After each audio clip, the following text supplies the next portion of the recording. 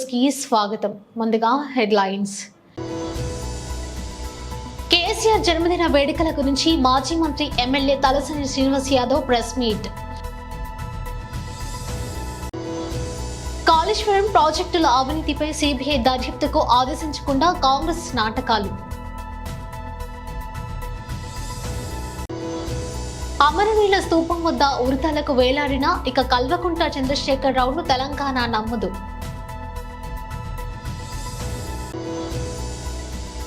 గుంటూరు జిల్లా వాలంటీర్ల కార్యక్రమానికి అభినందనలు తెలిపిన ఏపీ సీఎం వైఎస్ జగన్.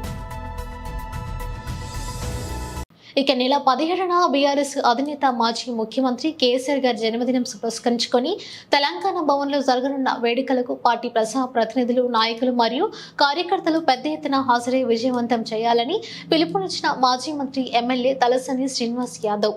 అయితే ఈ సంవత్సరం 69 వసంతాలు పూర్తి చేసుకుని 70వ సంవత్సరంలో అడుగెడుతున్నటువంటి కేసీఆర్ గారికి ఆ భగవంతుడు ఆయురారోగ్యాలు ప్రసాదించాలని, భవిష్యత్తులో తెలంగాణ రాష్ట్రంలో మరి జరుగుతున్నటువంటి అనేక కార్యక్రమాలకు వారు సారథ్యం వహించాలని, ఈ సంవత్సరం మరి ఇక్కడ భవన్లో ఘనంగా 17వ తారీఖు ఉదయం 9:30-10 గంటలకే కార్యక్రమాలు స్టార్ట్ అవుతాయి.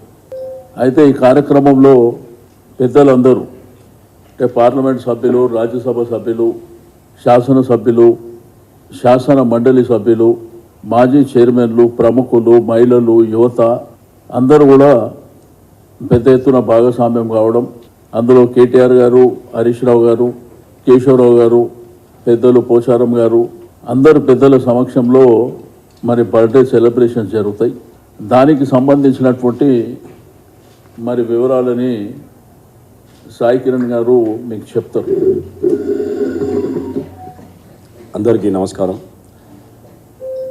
ప్రతి ఏటా ఫిబ్రవరి 17th అయినా జూలై 24th అయినా మా ప్రెసిడెంటు అలాగే వర్కింగ్ ప్రెసిడెంట్ గారి పుట్టినరోజులు మాకు పండుగ వాతావరణంలో ప్రతి సంవత్సరము జరుపుకుంటూ రావడం జరిగింది.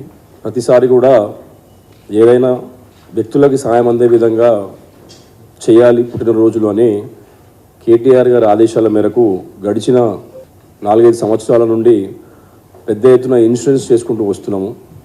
ఈసారి ఈ తెలంగాణ భవన్లో రాష్ట్ర కార్యాలయంలో జరిగే పుట్టినరోజు వేడుకల్ని ఘనంగా నిర్వహించుకోవాలని రాష్ట్రం నలుమూలల నుండి కూడా పెద్ద ఎత్తున కార్యకర్తలు, అభిమానులు కూడా రాబోతున్నారు. కాబట్టి ఈసారి 70వ సంవత్సరం బర్త్డే సెలబ్రేషన్ సందర్భంగా దాదాపు 1000 మంది ఆటో డ్రైవర్లకి యాక్సిడెంటల్ హెల్త్ ఇన్సూరెన్స్, వారికి వారి కుటుంబ సభ్యులకి 1 లక్ష రూపాయలు సంవత్సరానికి ఇవ్వాలని, దానితో పాటు వికలాంగులకు కూడా వీల్ చైర్స్ కూడా ఇవ్వాలని, దాంతోపాటు పెద్ద ఎత్తున అరేంజ్మెంట్స్ అన్నీ చేసుకొని కేసీఆర్ గారు తెలంగాణ తొలి ముఖ్యమంత్రి, తెలంగాణ బాపు, తెలంగాణ జాతిపిత అయిన కేసీఆర్ గారి జీవిత చరిత్రని తానే ఒక చరిత్ర అనే టైటిల్తోని ఒక 30 నిమిషాలు తన పుట్టుక నుండి తను తెలంగాణ రాష్ట్రాన్ని సాధించి ఈ తెలంగాణ రాష్ట్రాన్ని బంగారు రాష్ట్రంగా మలిచి తర్వాత ఈరోజు అనుకోకుండా ప్రతిపక్ష నాయకుడు కూడా మొన్న నల్గొండలో గర్జించిన విధానాన్ని కూడా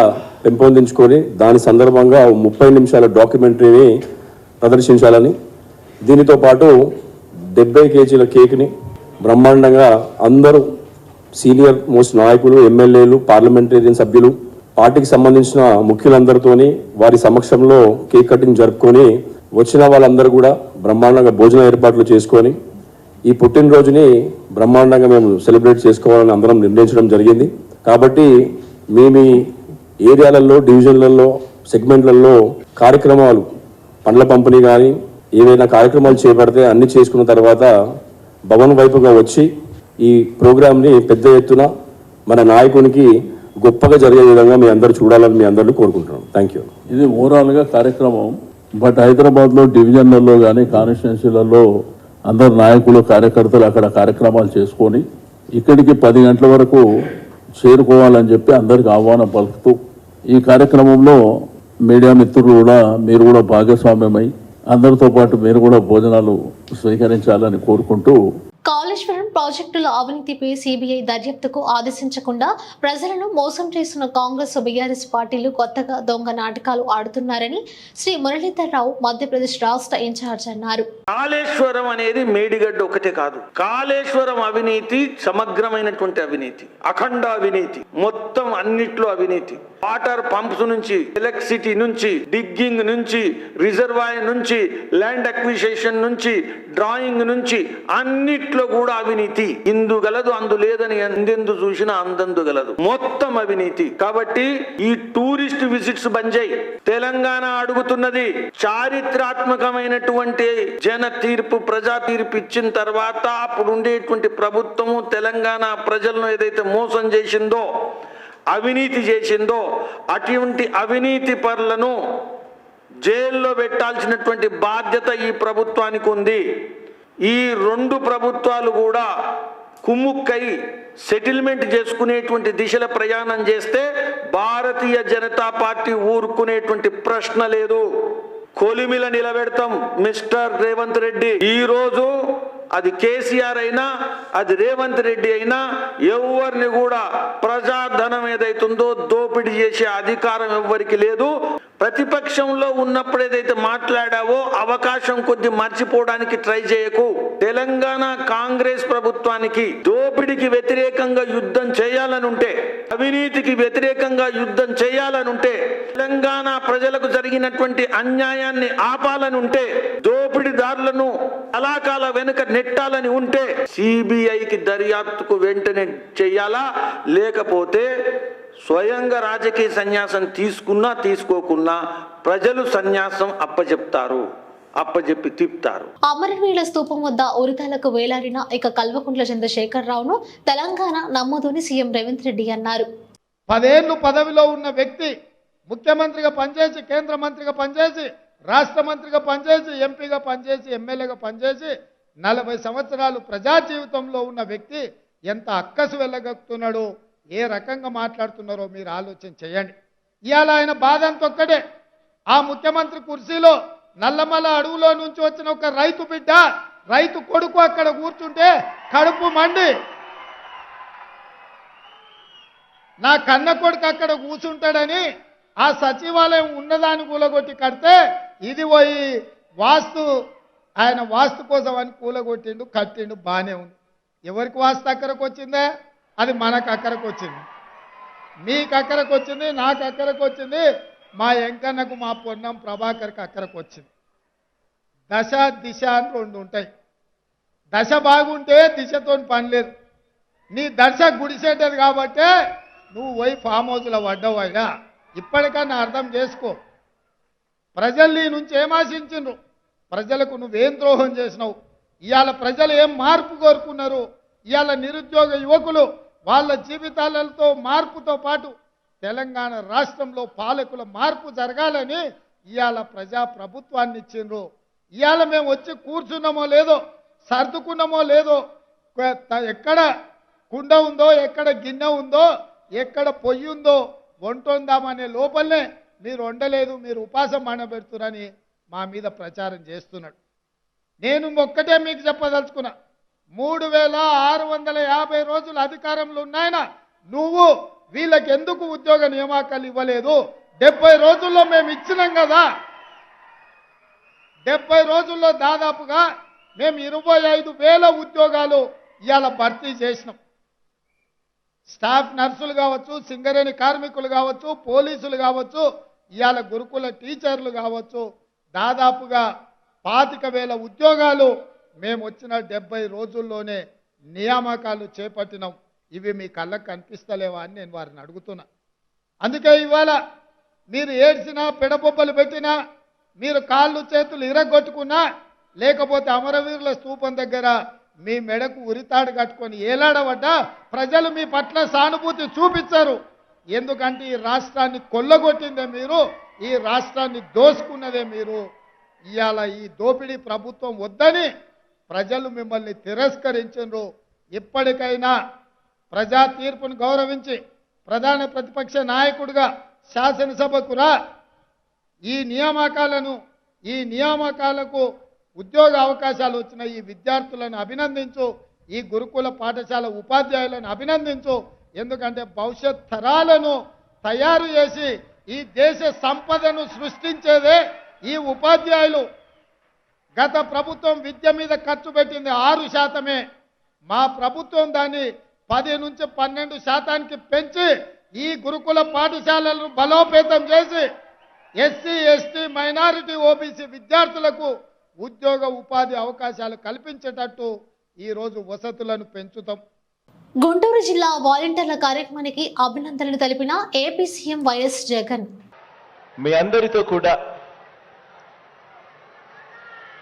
ఈ 5 సంవత్సరాల మన పరిపాలన, ఈ పరిపాలనలో ఏ రకంగా మనం పేదవాడి భవిష్యత్ మార్చాలి అని తాపత్రయపడుతూ ఏ రకంగా అడుగులు వేశాం, ఏ రకంగా ఒక విప్లవాన్ని తీసుకొచ్చాం అనేటువంటి విషయాలు ఈరోజు మనందరం కూడా ఇక్కడ కాస్త జ్ఞాపకం తెచ్చుకోబోతా ఉన్నాం. ఈరోజు ఇక్కడ ఉన్న నా తమ్ముళ్ళు, ఇక్కడ ఉన్న నా చెల్లెమ్మలు అందరూ కూడా నా మీద ప్రేమతో, నా మీద నమ్మకంతో మన ఎజెండా మీద మమకారంతో మనం అమలు చేస్తా ఉన్న మేనిఫెస్టో మీద నమ్మకంతో మనం అమలు చేస్తా ఉన్న నవరత్నాల పథకాల్ని, పరిపాలనా సంస్కరణలని ప్రజలకు చేరవేసే బాధ్యత తీసుకున్న యువ సైన్యమే మన వాలంటీర్ల వ్యవస్థ.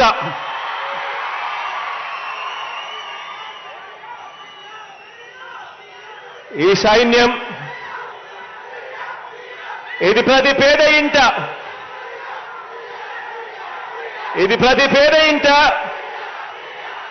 వారి బతుకులు మారాలని, ప్రతి పేద ఇంట వారి బతుకులు మారాలని, ప్రతి పేదవాడు కూడా రాబోయే తరం, ఆ పేదవాడి ఇంట్లో నుంచి బయటకు వచ్చే రాబోయే తరం ఇక పేదరికం సంఖ్యలు తెంచుకోవాలి అని తాపత్రయంతో మనం తీసుకువస్తా ఉన్న విప్లవాత్మక పథకాలన్నీ కూడా ₹1 కూడా ఎక్కడా కూడా లంచం తీసుకోకుండా, ఎక్కడా కూడా వివక్ష అనేది ఎక్కడా కూడా లేకుండా ప్రతి పేదవాడికి అందించాలన్న మీ జగనన్న ఎజెండాను త్రికరణ శుద్ధిగా అమలు చేస్తా ఉన్న మన భావి లీడర్లు ఈరోజు నా చెల్లెమ్మలు, నా తమ్ముల రూపంలో ఈరోజు నా దగ్గర కూర్చొని ఉన్నారు. మొట్టమొదటి రోజు నేను చెప్పా, మీరు చేస్తా ఉన్నది ఉద్యోగాలు కాదని. మొట్టమొదటి రోజు నేను చెప్పా, మీరు రాబోయే రోజుల్లో భావి లీడర్లు కాబోతా ఉన్నారు అని చెప్పా. ఈ వ్యవస్థలో ఉన్న ప్రతి ఒక్కరూ కూడా, ఈ వ్యవస్థలో పాలు పంచుకుంటా ఉన్న ప్రతి ఒక్కరూ కూడా నా చెల్లెమ్మలు, నా తమ్ముళ్ళు అంతా నా వాళ్ళు అని ఈ సందర్భంగా గర్వంగా తెలియజేస్తా ఉన్నాను.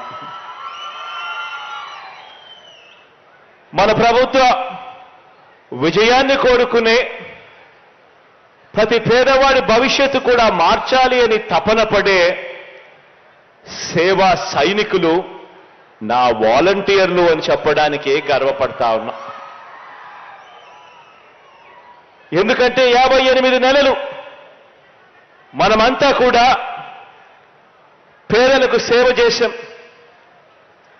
58 నెలలు మనం అలసిపోకుండా పేదలకు సేవ చేశాం. మీ దగ్గర నుంచి మొదలు పెడితే నా దగ్గర దాకా కూడా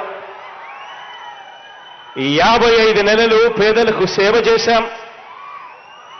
ఇక 2 నెలలు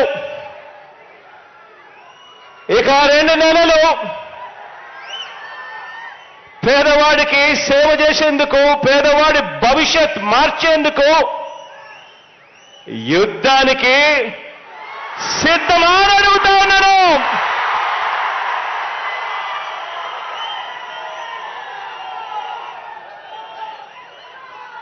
సీనియర్ జర్నలిస్టు ఆలపాటి సురేష్ కుమార్ రచించిన విధ్వంసం పుస్తక ఆవిష్కరణ కార్యక్రమం విజయవాడలో జరిగింది. నగరంలో A1 కన్వెన్షన్ సెంటర్లో గురువారం సాయంత్రం జరిగిన ఈ కార్యక్రమంలో టీడీపీ అధినేత రానా చంద్రబాబు నాయుడు, జనసేన పార్టీ చీఫ్ పవన్ కళ్యాణ్ తో పాటు పలువురు రాజకీయ నాయకులు పాల్గొన్నారు.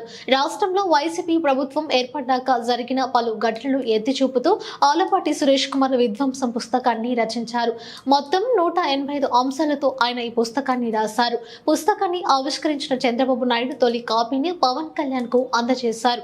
దేశ చరిత్రలో ఎక్కడ లేని రీతిలో ఆంధ్రప్రదేశ్ మీడియాపై ఆంక్షలు విధిస్తున్నారని చంద్రబాబు ఆగ్రహం వ్యక్తం చేశారు.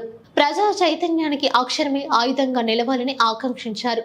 ప్రజల పక్షం వహించి ఈ పుస్తకాన్ని రచించారని, మొదటి పేజీ చదివితే ఈ విషయం అర్థమైందని జనసేన అధినేత పవన్ కళ్యాణ్ అన్నారు. జరిగిన ఘటనలు జరిగేటట్టుగా ఎలాంటి భావోద్వేగాలు పక్షపాతం లేకుండా రాశారని అన్నారు. ఇదే కదా వేదికపై మరో సీనియర్ జర్నలిస్టు నీరుకొండ ప్రసాద్ రాసిన అక్షర అస్త్రం పుస్తకాన్ని కూడా చంద్రబాబు ఆవిష్కరించారు. ప్రజా సమస్యలను వ్యాసాల రూపంలో వెలుగులోకి తీసుకువస్తూ నీరుకొండ ప్రసాద్ ఈ పుస్తకాన్ని రాశారు.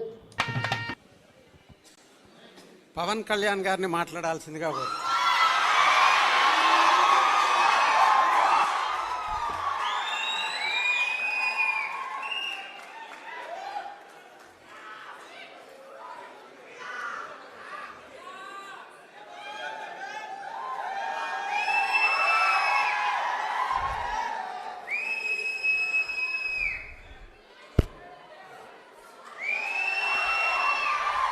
సభాధ్యక్షులు శ్రీ ఆర్వి రామారావు గారికి, ఈ పుస్తక రచయిత సీనియర్ పాత్రికేయులు శ్రీ ఆలపాటి సురేష్ కుమార్ గారికి, సిపిఐ నాయకులు శ్రీ రామకృష్ణ గారికి, పోతుల బాలకోట గారికి, శివారెడ్డి గారికి, ముప్పాళ్ల సుబ్బారావు గారికి, వేదిక పైనున్న పెద్దలందరికీ, తెలుగుదేశం పార్టీ జాతీయ అధ్యక్షులు మాజీ ముఖ్యమంత్రి శ్రీ నారా చంద్రబాబు నాయుడు గారికి, ఈ సమావేశానికి వచ్చిన తెలుగుదేశం నాయకులకి, పెద్దలకి, మహిళలకి, అమరావతి రాజధాని ఉద్యమంలో పాల్గొన్న ఆడపడుచులందరికీ, నాయకులందరికీ పేరు పేరున నా హృదయపూర్వక ధన్యవాదాలు, హృదయపూర్వక నమస్కారాలు. కొద్ది కాలం క్రితం విధ్వంసం రచయిత శ్రీ ఆలపాటి సురేష్ కుమార్ గారు ఈ పుస్తకం నాకు పంపినప్పుడు కొంత మొత్తం చదవలేదు, కానీ ఒక 40 నుంచి 50 పేజీలు చదవడం జరిగింది. ఇందాక ఆయన చెప్తున్నట్టుగా ఒక రచయిత ఏ ప్రయోజనాలను ఆశించి రాశారు, ఎవరి పక్షాన్ని నిలబడి రాశారు అని నాకు ఆయన ఇప్పుడు చెప్తుంటే నాకు అర్థమైంది, కానీ చదువుతుంటే నాకు ఒకటే అనిపించింది, ప్రజల పక్షాన్ని వహించి రాశారు ఈ పుస్తకం. చదివిన మొట్టమొదటి పేజీలోనే నాకు అర్థమైంది, ఈయన ఎవరి పక్షం తీసుకోలేదు. ఒక సాక్షిభూతంగా జరిగిన సందర్భాన్ని జరిగినట్టు ఎలాంటి భావోద్వేగాలకి లోను కాకుండా, ఎలాంటి పక్షపాతాలకి లోను కాకుండా, ఒక నిజమైన జర్నలిస్ట్ రిపోర్ట్ చేస్తే ఎలా ఉంటుందో ఈ విధ్వంసం పుస్తకం ఆలపాటి సురేష్ కుమార్ గారు అంత గొప్పగా రాశారు. సహజంగా కొన్నిసార్లు ఇంక్లూడింగ్ నేను చాలా కాలం క్రితం 90s ఎంజే అక్బర్ రాసిన రైట్ ఆఫ్టర్ రైట్ అనే పుస్తకం చదివినప్పుడు ఎంతో కొంత అయినా ఒక చిన్న పక్షపాత ధోరణి కనిపించింది నాకు ఆ పుస్తకంలోనే. ఒక సంపూర్ణంగా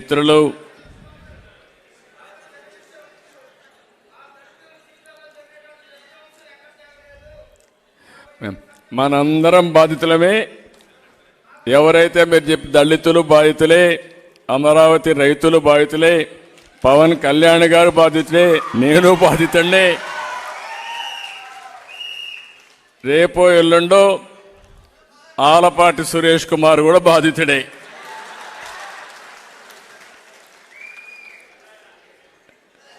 గౌరవనీయులు జనసేన అధినేత పవన్ కళ్యాణ్ గారు,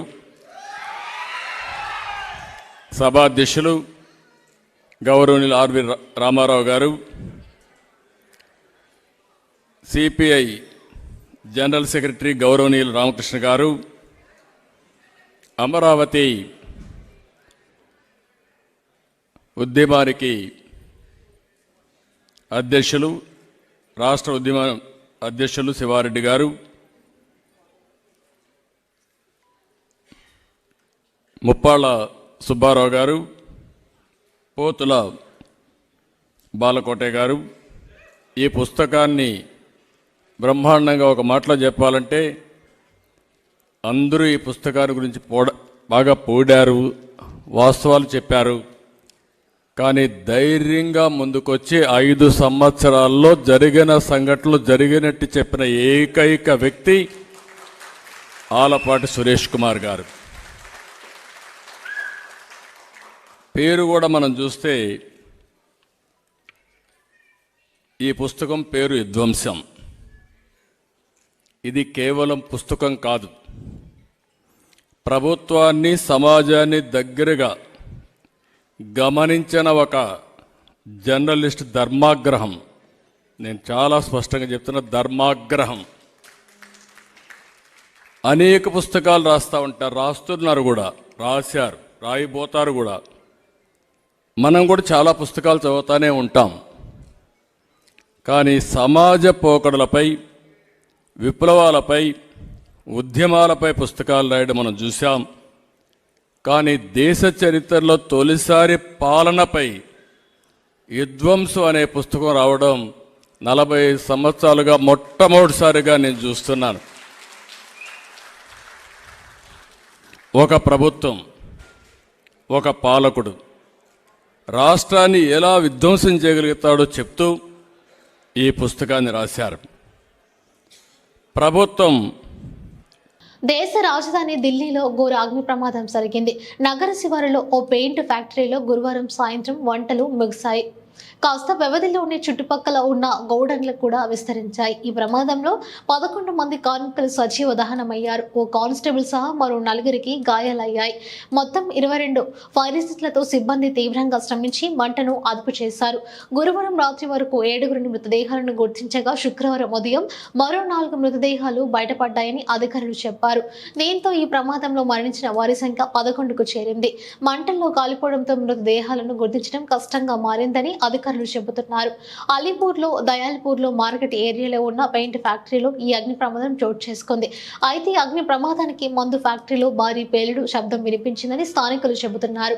ఫ్యాక్టరీలో నిల్వ చేసిన వివిధ రసాయనాల వల్ల పేలుడు జరిగి మంటలు ఎగిసిపడి ఉంటాయని పోలీసులు భావిస్తున్నారు. ఈ ప్రమాదంపై కేసు నమోదు చేసుకుని దర్యాప్తు చేస్తున్నామని, విచారణలో అన్ని వివరాలు తెలుసుకుని పేర్కొన్నామన్నారు. Team India head coach Rahul Dravid contract గత ఏడాది జరిగిన వన్డే ప్రపంచ కప్ తర్వాత ముగిసింది. అయినప్పటికీ ద్రావిడ్ సపోర్టింగ్ స్టాఫ్ కొనసాగుతూనే ఉన్నారు. ఈ నేపథ్యంలో ద్రావిడ్ మరింత కాలం కొనసాగుతున్న ప్రశ్న తెరపైకి వచ్చింది. దీంతో బీసీసీఐ కార్యదర్శి జైషా స్పందించాల్సి వచ్చింది. ఏడాది జూన్లో జరగనున్న T20 ప్రపంచ కప్ వరకు ద్రావిడ్ కొనసాగుతాడని ఆయన పేర్కొన్నారు.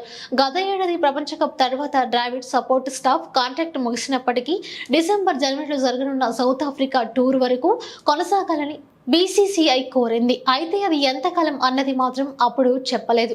ద్రావిడ్తో తాను మాట్లాడుతానని, వెస్టిండీస్, అమెరికాలో జరగనున్న T20 ప్రపంచ కప్ వరకు కొనసాగాలని కోరినట్టు జైషా నిన్న వెల్లడించారు. ప్రపంచ కప్ తర్వాత ద్రావిడ్ వెంటనే సౌత్ ఆఫ్రికా టూర్ వెళ్లడంతో అప్పుడు మాట్లాడడం కుదరలేదని, అది ఇప్పుడు జరిగిందని తెలిపారు.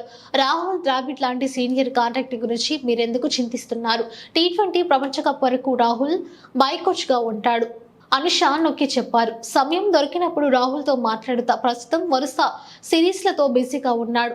అప్పుడేమో సౌత్ ఆఫ్రికా టూర్, ఆ వెంటనే స్వదేశంలో ఆఫ్ఘనిస్తాన్లో సిరీస్, ఇప్పుడేమో ఇంగ్లాండ్లో చేస్తూ టెస్ట్ సిరీస్. ఈ నేపథ్యంలో అతడితో మాట్లాడడం కుదరలేదని అనుష చెప్పుకొచ్చారు.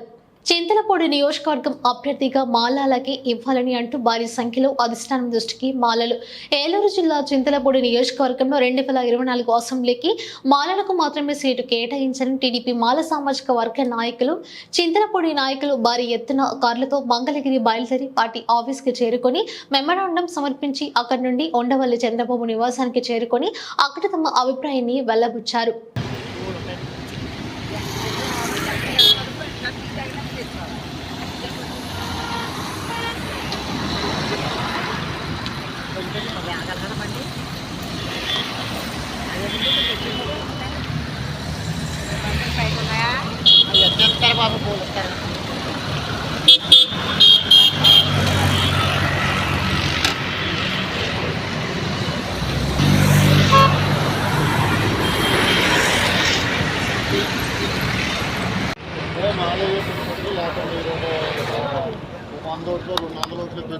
కాదండి మా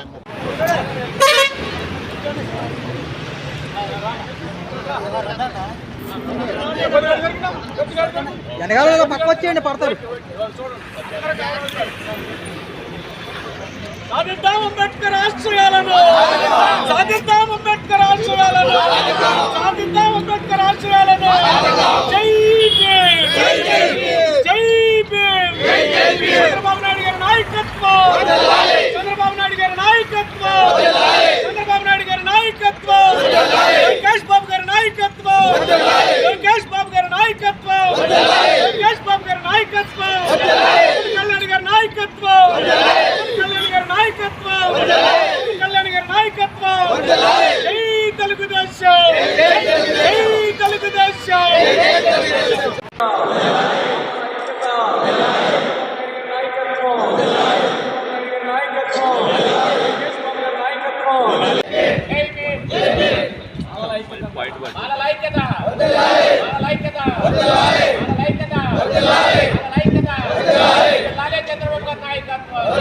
బులెటిన్ ముగించే ముందు హెడ్లైన్స్ మరోసారి చూద్దాం.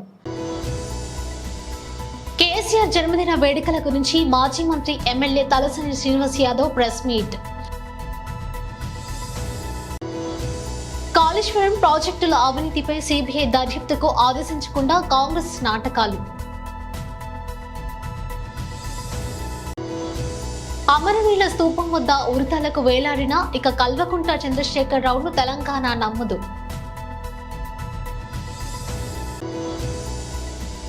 గుంటూరు జిల్లా వాలంటీర్ల కార్యక్రమానికి అభినందనలు తెలిపిన ఏపీ సీఎం వైఎస్ జగన్.